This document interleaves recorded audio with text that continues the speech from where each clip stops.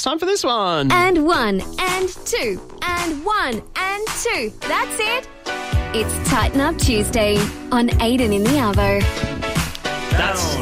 That's right, voiceover lady. It is Tighten Up Tuesday, joined as always by friend of the show, multi-sport coach, wellness advocate, international endurance athlete, motivational speaker, Aaron Buchan. Great intro, mate. Again, thank you very much. Thank you very much. And how are you? I'm good, man. You a bit better today? Yeah, I was a bit sick yesterday. Nothing serious. Just to hear. A bit run good down. to hear, yep. It happens to all of us. Happens to the best of us. Hey, I wanted to ask you quickly before we get into today's segment. I was talking about it earlier. Sure. Banana peels. Vegans are pushing to use the banana peel for like a substitute for bacon, or as in like a BLT, or a substitute for like pulled pork in a roll or something. I haven't heard of that. That is extreme. Sounds disgusting. It's so bad. I don't think I'll be eating a banana peel. Sorry. No, good. I thought I better check with the expert. I won't be pushing that either. Definitely not. No, I'm like, no way. You'd have to cover it in so much barbecue sauce and things to make it taste even close to bacon. It would be chewy, wouldn't it? It'd be very chewy. It'd be like eating a bit of rubber or something almost. That's what I would have thought. I don't know. Wow. Anyway. Okay. Today we are talking about, it's a bit of a Q&A today, frequently asked questions. Yeah, frequently asked questions. So I thought it would be good just to put that out there because, look, I get so many questions asked to me on obviously a daily basis in the gym, etc. With my clients that I'm talking to. So I thought it would be good just to touch base and just put it out there and give answers to people to what they want to hear. Yeah, so you've been on the air with us for a couple of months now. And people have been listening, and I'm sure they've got a few questions. So 8444 5433. If you have any fitness or health questions, like health, the whole lot, nutrition or lifestyle. So whatever it is. Yeah, if you've got a question for Aaron, we'll try and answer it this afternoon. But I've got a list here in front of me of some frequently asked questions when it comes to let's go. tightening up on a Tuesday. Yeah, what do you got for me? Just calm it down there, okay? What's the best exercise to do? Best exercise. So, look, it depends what you're doing. I spoke about in previous segments like training age, etc. So it depends where you're at, with your fitness. With your movement. So most importantly, movement is probably a good starting point. But the best exercise to do is your strength training, and probably your deadlifts is going to be your best exercise to do. With a good rep range of 10 to 12. Okay, so that's like a general one that's good for everyone, really. Depending on posture, movement, that sort of stuff. Sure. But it's something you have to build up to. If you start with a lightweight, then progress up to a bigger weight, because obviously your deadlifts, it's working the most muscles in your body. Example your glutes and your hamstrings, your core. Obviously your upper body has to work to stabilise, etc. So it is a great exercise for the full body for sure. Correct. Oh, thank you. I'm just guessing. Okay, why is my stomach always bloated? Okay, so I get this a lot as well. People... Not necessarily me, but just anyone. You? Okay, general population. Look, generally because they're eating incorrect foods to suit their metabolic typing. Now, I spoke about metabolic typing a bit in previous segments. If you're eating incorrect foods, and look, a majority of us, we will go for things that we're intolerant to. Yeah. Example, dairies or breads or stuff like that, like red meats and stuff like that. So if you're eating too much of a certain type of food, it's going to bloat your stomach up. So the best thing is obviously to identify it, and then obviously slow it down or stop it. Yes. Cool. Okay. All right, moving on. Next question. What food should I eat then? I guess that sort of relates into it. Well, it does. Look, obviously, if you're eating foods that are causing, obviously, a lot of bloating and stuff like that, we need to cut it or slow it down, etc. But I've spoke again in previous segments. I think whole foods. So we need to eat more whole foods. Cut out all the processed, all the preservatives, all that sort of stuff. So you're talking natural type foods? Yeah, natural foods, plant-based foods are really good. Obviously, if we're talking about chicken and fish and stuff like that as well, is a great source of protein. Red meat is a good source of protein and ions as well, but probably not so much of that. Okay, sparingly. Exactly. Let's go one more before we go to a song. Why can't I lose weight? Oh, And look. again, not specifically me, but anyone The listening. general population, I get this question a lot. Why can't I lose weight? I've tried every diet, right? You tried every diet. But look, the thing is that you probably only tried it for about a week or 2 weeks. So if you can't lose weight, it's probably because you're not sticking to something for long enough. It's commitment. You got a commitment. It takes like 28 days to make a change and 12 weeks to get a good result, right? So we got to be conscious of that. And obviously, a lot of people, they're not conscious of the foods as well, right? So we're talking about like calories. I'm not a big fan of counting calories. No, you go insane. Yeah, but sometimes for some people, it's important just to identify. So they're going, I've counted all my calories today and I'm eating like 3,000 to 4,000 calories a day, right? So they go, wow, that's probably too much. Yeah. So it's good just to get a good understanding of like what foods are causing so much calories as well. Right, so they can realise. Definitely. Understanding it. Yes, another one right. I'm going well so far.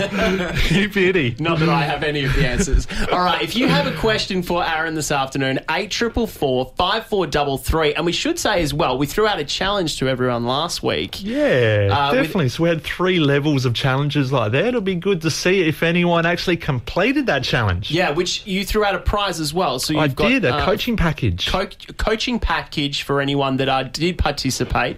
8444 5433. And obviously we're going for honesty here because there's not too many ways to prove it over the radio airwaves exactly. that you did participate. I think we did ask for some evidence. Maybe some pictures or something. A photo or something. Something like that to post up on Instagram. We'll do some more frequently asked questions in just a moment. We're doing frequently asked questions. Yep.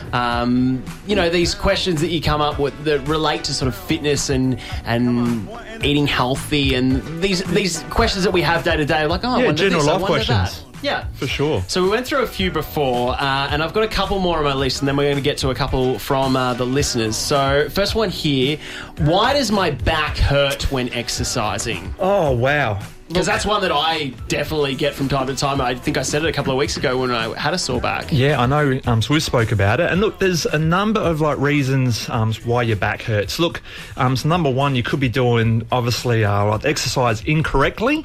Right, but the most important thing that I find is that it's the posture.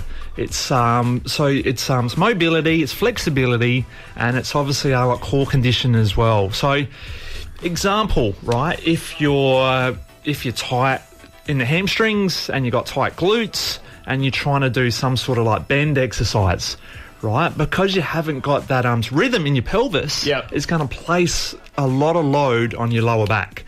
Right, and cause all them muscles to tighten up, and you're going to put pressure on the disc and stuff like that. So that's what's going to cause back pain.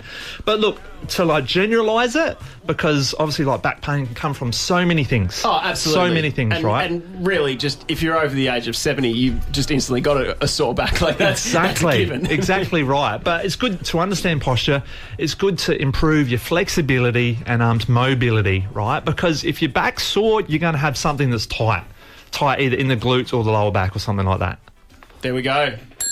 Yes. I'm up again. Next question. What should I do if I've tried everything? So I have a lot of people that come to me and they say, I've tried everything. Yeah. I've tried every diet. I've tried every training program, etc., etc. Well, look, generally, like I said for that last question, you probably haven't stuck it out for long enough and you find yourself jumping around, right? So there is no quick fix. It's all about a long-term change and a long-term result. So it takes 28 days to make a change and 12 weeks to get a result. So instead of going, well, hey, I tried that diet plan for 1 or 2 weeks, it didn't work, try it for a bit longer, right? 28 days and you'll start to see a change. So basically a month. You commit to a month. Commit to a month. You should be able to be seeing something after the Exactly month. right. So never say, I tried everything or I've tried an exercise program, it didn't work. Yep, never say that unless you've stuck it out for 28 days or 12 weeks. At least. And then at the end of that month, then and it's not working, then it might be looking at trying something different. Yeah, for sure. But look, I generally say, look, if you see some change in 28, it's going to be a positive thing and you're going to see some really good results after 12 weeks.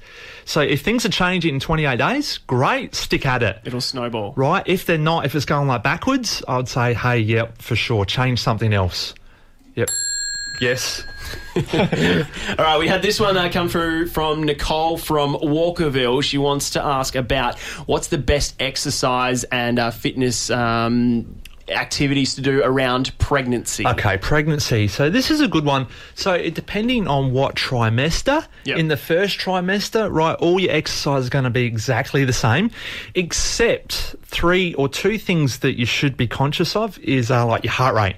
Right, keep your heart rate, keep it under 130. So it's really important to get yourself a monitor and keep that under control. Keep it under 130. Try not to let it go over too high. Because you don't want to cause stress on the baby, obviously. Exactly right, and blood flow is important. So I think like the second thing as well is going to be to make sure that you're not exercising on your back for longer than 60 seconds. Yeah. Right? If you're doing any core exercise or stuff like that, it's important to turn over, push yourself up, to reset and then come back down again. So 60 seconds on your back is going to be the longest time frame. So in the second trimester, look, so you want to make sure that you're doing like endurance exercises. So I'm talking about a higher like rep range now. All right. So if you've been doing a lot of strength work in the gym and you've been lifting some like weights, it's still okay in the first trimester as long as the heart rate stays low. Yep. But in the second trimester, what we need to focus on is some more like body weight stuff, like coming off the weights and keeping like the reps up nice and high. Okay. For sure. So that's going to be important. But I must say as well, if we're talking about core conditioning is crucial. And one of the main like muscles to make sure that they're strong is going to be like obliques. Obliques are the muscles on the side of your core, right? Because in the third trimester, the transverse abdominis, it stretches out and it starts to shut down. And make way. Exactly right. So it's important to make sure obliques are strong because it's going to be a big stabiliser, right? There we go. Of the pelvis and the back.